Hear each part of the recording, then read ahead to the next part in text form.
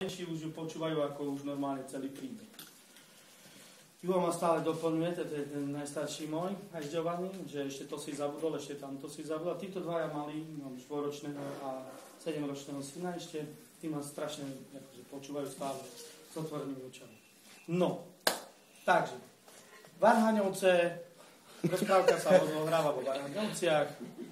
Varhaňovce sú jedna dedinka blízko Prešova, kde je najhustejší les na celej zeme guli. To je tak hustý les, že sa tam nedá prejsť. Človek, obyčajný človek, jak sme my, tam sa nedostane nikdy do toho lesa, lebo tak husto pri sebe sú tie stromy, že sa jednoducho nedá. Hej?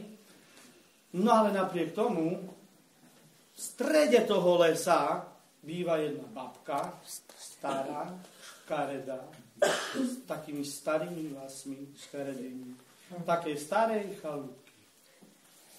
V tej chalúbke má klietky a má tam metlu. Tá metla je motorová, dá sa naštartovať. Hej. A potom tam má jeden taký veľký košiar, pletený, jak máme doma na prádlo. A plus tam ešte v tom košiari má takú veľkú lepiacu pásku. Poviem, prečo má tú lepiacu pásku? Potom. Každý večer, babka je taký, ona cez noc, cez deň spí a v noci vstáva. Na polnoci presne, o polnoci vstane, naštartuje z tej metlu, motorku 2000 Yamahu, naštartuje, zobere si ten košiar na pravú stranu, nie na ľavú, lebo potom sa je zle skeruje. Sa je bočí doľava. Tak na pravú stranu si ju dáva ten veľký košiar pletený. V tom košiari má lepiacu pásku veľkú. A teraz ona letí nad tou dedinou a má na očiach ďalekohľad. Na ďalekohľade má dva také senzory. Keď je tam červené srdiečko, tak to sú dobré deti. A keď sú tam čierne bodky, tak to sú deti, ktoré nechcú v noci spať, nepočúvajú rodičov, nerobia si domáce úlohy, neupratujú si detskú izbu. Jednoducho sú to tie zlé deti s tými čiernymi bodkami. S červenými srdiečkami sú deti, ktoré chodia spať skoro, ktoré počúvajú rodičov, učia sa dobre, robia všetko dobre, že sú to dobré deti. No, a teraz ona keď tam lieta takto a prvý čierny bod nájde, hej, čierna bodka sa jej ukáže, cez komín zletí do detskej izby, ale najprv sa premení, aby bola neviditeľná, lebo však keď ju budú vidieť deti, tak budú vedieť, že už je tam. Ne?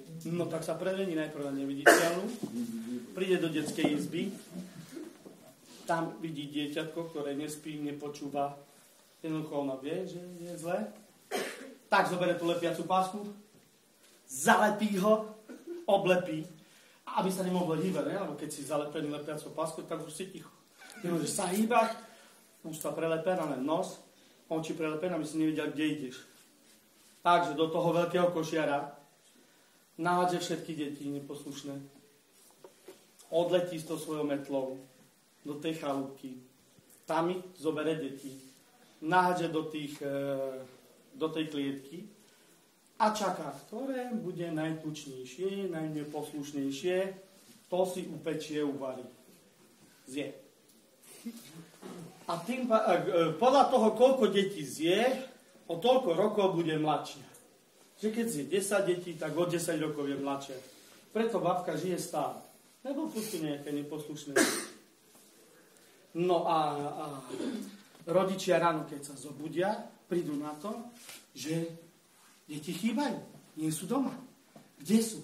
Tak ich hľadajú po celej dedine. A potom sa dajú rodičia dokopy tých detí, ktorých babka zobrala. Ježi babka. No lenže oni sa cez ten hustý les nedostanú ku svojim deťom. Tak potrebujú kamarátov nejakých. No jedna teta, jedna mamka, má na dvore obrovského psa. Ten pes sa volá Vlk. No ale prešpekujem, sa musí volať. Obrovský pes s obrovskými labami. A on má takú schopnosť, že on keď raz skočí, tak skočí 10 kilometrov. To je jak z Varhaňovec do Prešova. Takže on keď skočí raz, tak je presne v tom strede toho lesa, pri tej chalúbke. Takže rodičia nasadajú na toho psa, toho vlka. On nie je vlk, on je len pes, ale volá sa vlk. A nasadnú na toho vlka. Pesa vlka. A on raz skočí a je v strede. A pretože má veľké pazúry, tak on rýchlo príde do tej chalúbky, k tej klietke, rozbije tú klietku. Rodičia si rýchlo poberú svoje deti a nasadnú najprv deti na toho vlka. On ich zase odniesie domov. A rodičia tam čo spravia?